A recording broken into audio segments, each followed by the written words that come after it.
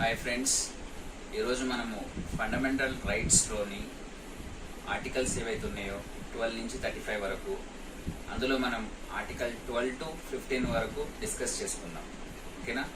ముందుగా ఆర్టికల్ 12, తర్వాత ఆర్టికల్ 13, అందులో ఉన్న క్లాజెస్, ఆర్టికల్ 14, ఆర్టికల్ 15, వీటి గురించి కవర్ చేసుకుందాం. కొన్ని కీ పాయింట్స్. మెయిన్గా ఆర్టికల్ 12. ఈ ఆర్టికల్ 12 వచ్చేసి బేసికల్గా స్టేట్ గురించి చెప్తుంది. స్టేట్ అంటే ఏంటి, స్టేట్లోకి ఏం వస్తాయి, ఏం ప్రొవిజన్స్ వస్తాయి, వాట్ ఈస్ అ స్టేట్? ఈ state consist of government body and also parliament of India.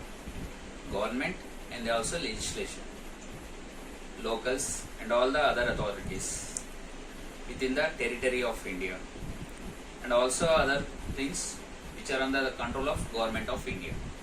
ఈ స్టేట్ అనే వ్యవస్థలు ఇవన్నీ ఉంటాయి, ఇలా రన్ అవుతుంది అని చెప్పేది ఆర్టికల్ 12 అన్నమాట. Basic idea of article 12. Article 13 వచ్చేసి ఏం చెప్తుంది? ఇందులో ఒక 4 క్లాజెస్, 4 డివిజన్స్ అనుకుందాం, అవి ఉన్నాయి. ఆర్టికల్ 13(1)లో మనకు వచ్చేసేది, మన కాన్స్టిట్యూషన్ ఎప్పుడైతే ఇంప్లిమెంట్ అయిందో 26 జనవరి 1950 నుంచి మనకు రన్ అవుతున్నప్పుడు, రిపబ్లిక్ డే నుంచి మనకి ప్రాథమిక హక్కుల్ని ఉల్లంఘించే చట్టాలు ఏమన్నా ఉంటే అవి చెల్లవు అని ఇంప్లిమెంట్ చేస్తుందన్నమాట. ఏ చట్టాలైనా మన ఫండమెంటల్ రైట్స్ని ముందుకు తీసుకెళ్లాలి తప్ప వాటికి యాంటీగా ఉండకూడదు అని చెప్పే ఆర్టికలే ఈ ఆర్టికల్ 13(1).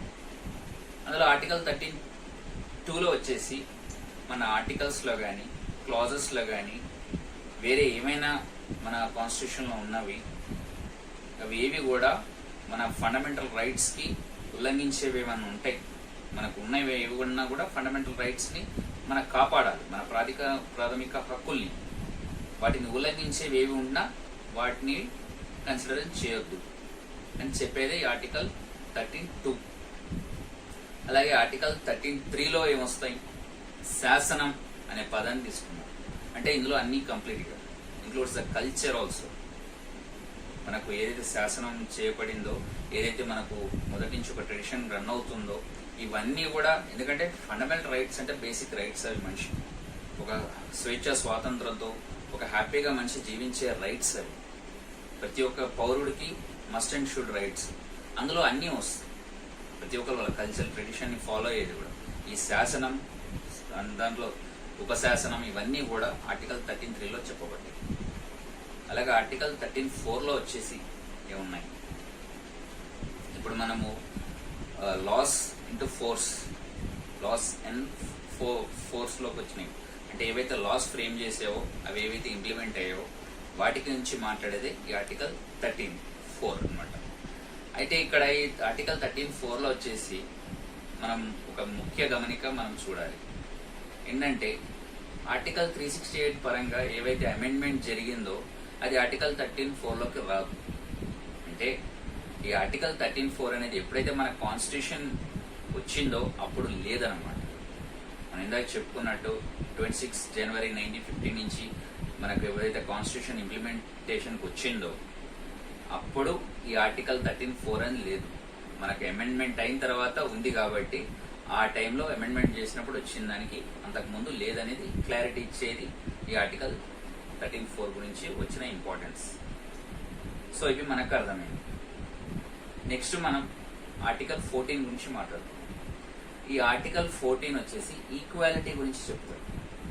విద్య, వైద్యం, ఉద్యోగం, వ్యాపారంలో ఏ విషయంలో అయినా త్రూఅవుట్ ఇండియా ప్రతి ఒక్క సిటిజన్ని ఈక్వల్గా చూడాలి. అయితే ఈ యొక్క విషయం వచ్చినప్పుడు ఇప్పుడున్న present chief justice of India N V Ramana గారిని మేము మిగతా అడ్వకేట్స్ ఫోరం తరఫున ఒక మెమోరాండం సబ్మిట్ చేశాం. అంటే ఆ టైంలో ఏవైతే జడ్జెస్ అపాయింట్మెంట్లో ఒక్క కమ్యూనిటీ నుంచి ఎక్కువ మంది ఉండటం అది ఈక్వాలిటీ కాదు, ఆర్టికల్ 14 ఒక కరెక్ట్ ఇంప్లిమెంటేషన్ కాదని మేము సబ్మిట్ చేయడం జరిగింది మన ఎన్వి రమణ గారికి. ఓకే, సో ఎక్కడైనా కూడా ఈక్వల్గా చూడాలి ప్రతి ఒక్క వ్యక్తిని. కాన్స్టిట్యూషన్ ముందు ఎవరైనా ఒక్కలే అనేది చెప్పేది ఈ ఆర్టికల్ 14. నెక్స్ట్ ఆర్టికల్ 15లోకి వెళ్దాం. ఇక్కడ ఇక్కడ ఏంటి డిస్క్రిమినేషన్ అనేది ఉండకుండా చూసే article irrespective of sex, male or female, okay, colour, caste, religion, ఎందులో కూడా డిస్క్రిమినేషన్ చూడకూడదు. ఇండియన్ అంటే ఇండియన్, కన్యాకుమారి టు కాశ్మీర్ వరకు వాళ్ళ ప్రాంతాలను బట్టి, వాళ్ళ ఒక వేషధారను బట్టి వాళ్ళని డిస్క్రిమినేట్ చేయకూడదు. ఒక విలేజ్కి వెళ్ళి అక్కడ ఏదైనా వాటర్ తాగినా కూడా అక్కడ ఒకరిని తక్కువ చూడటం, లేకపోతే ఇంకోళ్ళు వచ్చారని ఎక్కువ మర్యాదలు, అలా ఉండకూడదు. అది క్యాస్ట్ పరంగా, రిలీజియన్ పరంగా ఆ డిస్క్రిమినేషన్ ఉండకూడదు. ఒక రెస్టారెంట్కి వెళ్ళినా, ఒక ప్లేస్కి వెళ్ళినా, ఒక థియేటర్కి వెళ్ళినా, ఎక్కడికి వెళ్ళినా కూడా ఎవరిని కూడా తక్కువ ఎక్కువ చూడకూడదు. ఓకే, డిస్క్రిమినేషన్ అనేది మెయిన్గా ఉండకూడదు, తక్కువ అసలుకి చూడకూడదు ఎవరిని కూడా. అది చెప్పేదే ఈ యొక్క ఆర్టికల్ 15. అది వాళ్ళు ఎవ్రీ వన్ హ్యాస్ ఫ్రీడమ్. దానికి ఒక టీటీ సెంటర్ పెట్టుకుని, ఒక షాపింగ్ మాల్ పెట్టుకుని, ఒక బిజినెస్ స్టార్ట్ చేసిన, లేకపోతే ఇంకెక్కడ చేసినా అక్కడ ఎవరికి ఇతరులకి ఒక మంచి వ్యవస్థలో ఉండి నడిపించుకొని మొదటి నుంచి రన్ అయ్యే వాళ్ళకి ఏ హక్కు ఉందో, ఏ ఒక్క ఫండమెంటల్ రైట్స్ ఉన్నాయో, ఎలా వాళ్ళకి రన్ అవుతుందో మిగతా అందరికీ కూడా అలానే ఉండాలి. కొంతవరకు కొన్ని ప్రాంతాల్లో మొన్నటి వరకు లేకపోతే అంతకుముందు కాలం వరకు డిస్క్రిమినేషన్ ఉన్నా దాన్ని తొలగించేది ఈ ఆర్టికల్ 15. అయితే ఈ ఆర్టికల్లో కానీ, క్లాస్ 2లో కానీ, ఆర్టికల్ 29లో కానీ ఎక్కడా కూడా వెనకబడ్డ తరగతులకు కానీ, ఎస్సీ ఎస్టీ వాళ్ళకి కానీ ఏదైనా స్పెషల్ ప్రొవిజన్ ఇద్దామనుకుంటే అడ్డు చెప్పదు. ఎందుకంటే ఒక ఊరికి దూరంగా ఉన్న వాళ్ళు కానీ, కొంచెం బ్యాక్వర్డ్ కమ్యూనిటీస్ నుంచి వచ్చిన వాళ్ళు కానీ, ఎవరికైనా డెవలప్మెంట్ లేనప్పుడు, వాళ్ళకంత అవేర్నెస్ లేదు, వాళ్ళకంత సపోర్ట్ లేనప్పుడు కొన్ని ప్రొవిజన్స్ గవర్నమెంట్ ద్వారా, ఆర్టికల్స్ ద్వారా కాన్స్టిట్యూషన్లో చేర్చబడతాయి. దానికి ఈ ఆర్టికల్ ఎప్పుడు కూడా స్పెషల్ ప్రొవిజన్స్కి అడ్డు చెప్పదన్నమాట.